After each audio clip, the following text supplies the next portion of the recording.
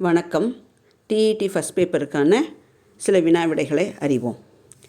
இணையம் பொதுமக்கள் பயன்பாட்டிற்கு வந்த ஆண்டு 1990. இந்திய நீர்ப்பாசனத்தின் தந்தை என்று அழைக்கப்படுபவர் sir Arthur Cotton. Kallanai grand anicut என்று அழைக்கப்படுகிறது. 1873 கோதாவரியின் குறுக்கே தௌலீஸ்வரம் என்ற அணைக்கட்டு கட்டப்பட்டுள்ளது. முல்லை பெரியாறு அணை கட்டியவர் ஜான் பென்னிக்விக். உலக சுற்றுச்சூழல் நாள் ஜூன் 5. கல்லணையை கட்டியவர் கரிகாலன். கல்லணையின் நீளம் 1080 கிலோமீட்டர், அகலம் 40 to 60 அடி. ஏறு தழுவுதல் கலித்தொகையில் குறிக்கப்பட்டுள்ளது. 102வது பாடலில் சொல்லப்பட்டிருக்கிறது. வேளாண் உற்பத்தியின் பண்பாட்டு அடையாளம் ஏறு தழுவுதல். ஸ்பெயின் நாட்டின் தேசிய விளையாட்டு காளை சண்டை. தமிழர்களின் பண்பாட்டு திருவிழா ஏறு தழுவுதல். திருக்குறள் முதலில் அச்சிடப்பட்ட ஆண்டு 1812. திருக்குறளை ஆங்கிலத்தில் முதலில் முழுமையாக மொழிபெயர்த்தவர் G.U. போப். திருக்குறளுக்கு முதலில் உரை எழுதியவர் மணக்குடவர். திருக்குறளின் மூலத்தை முதலில் அச்சிட்டவர் தஞ்சை ஞானப்பிரகாசர். திருவிக தமிழ் தென்றல் என்று அழைக்கப்படுகிறார்.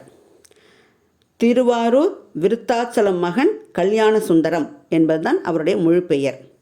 அவர் எழுதிய நூல்கள் இளமை விருந்து, பெண்ணின் பெருமை, தமிழ்ச்சோலை, பொதுமை வேட்டல், முருகன் அல்லது அழகு, மனித வாழ்க்கையும் காந்தியடிகளும். பெயர் சொல்லின் பொருளை வேறுபடுத்துவது வேற்றுமை. வேற்றுமை மொத்தம் 8.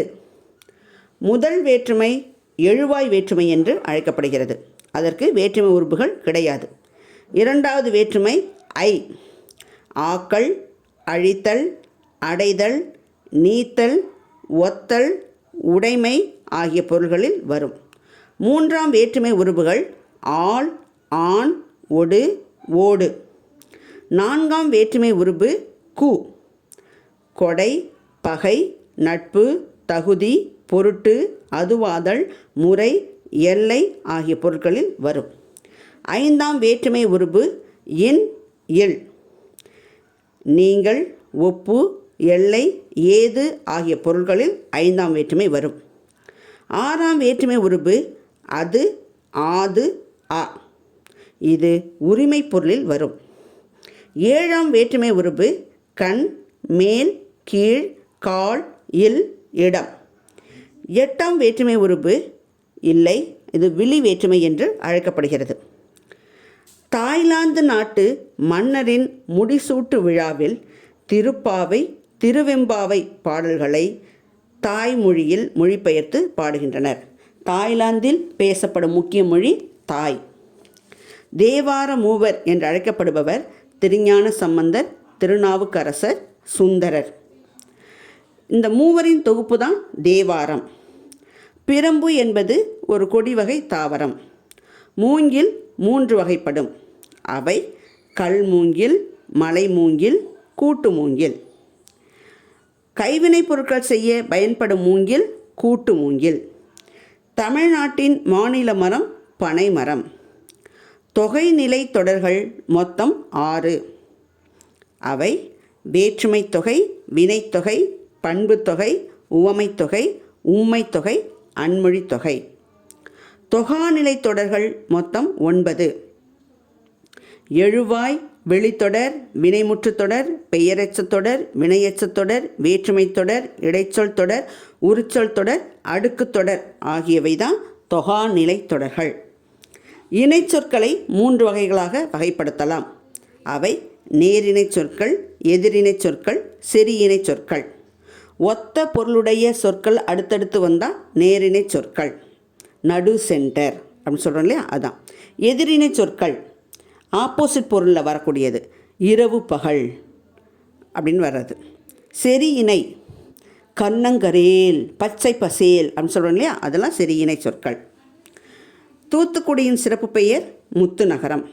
சிவகாசி குட்டி ஜப்பான் என்று அழைக்கப்படுகிறது. மதுரை தூங்கா நகரம்.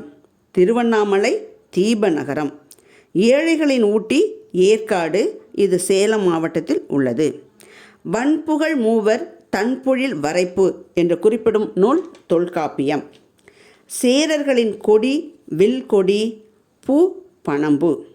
சோழர்களின் கொடி புலிகொடி, பூ அத்திப்பூ. பாண்டியரின் கொடி மீன்கொடி, பூ வேப்பம்பூ. கடம்பர் கடற்கொள்ளையர் என்று அழைக்கப்படுகின்றனர். விலையை கணக்கிட பழங்காலத்தில் அடிப்படை அழகாக பயன்பட்டது நெல். தமிழ்நாட்டின் ஹாலந்து என்று அழைக்கப்படும் ஊர் திண்டுக்கல், ஏனெனில் மலர் உற்பத்தியில் முதலிடம் வகிக்கிறது. சின்னாளம்பட்டி சுங்குடி சேலைகளுக்கு பெயர் பெற்ற ஊர், இது திண்டுக்கல் மாவட்டத்தில் உள்ளது. மஞ்சள் சந்தை நடைபெறும் ஊர் ஈரோடு. பின்னலாடை நகரம் என்று அழைக்கப்படும் ஊர் திருப்பூர். நேதாஜி ஆயத்த ஆடை பூங்கா அமைந்துள்ள இடம் திருப்பூர். காங்கேயம் காளைகளுக்கு பெயர் பெற்ற ஊர் திருப்பூர். சிற்றுந்து, சரக்குந்து, முட்டைக்கோழி வளர்ப்பு ஆகியவற்றில் சிறந்து விளங்குவது நாமக்கல். மாங்கனி நகரம் என்று அழைக்கப்படுவது சேலம். வஞ்சிமா நகரம் என்று அழைக்கப்படுவது கரூர். இந்தியா மொழிகளின் காட்சி சாலை என்று கூறியவர் ச. அகத்தியலிங்கம். திராவிடம் என்னும் சொல்லை முதலில் பயன்படுத்தியவர் குமரில பட்லர். தமிழ் என்னும் சொல்லில் இருந்துதான் திராவிடா என்னும் சொல் தோன்றியது என்று கூறியவர் ஹீராஸ் பாதிரியார். ஐரோப்பிய மொழிகளோடு தொடர்புடையது வடமொழி என்று கூறியவர் அறிஞர் வில்லியம் ஜோன்ஸ். நன்றி. மீண்டும் சந்திப்போம்.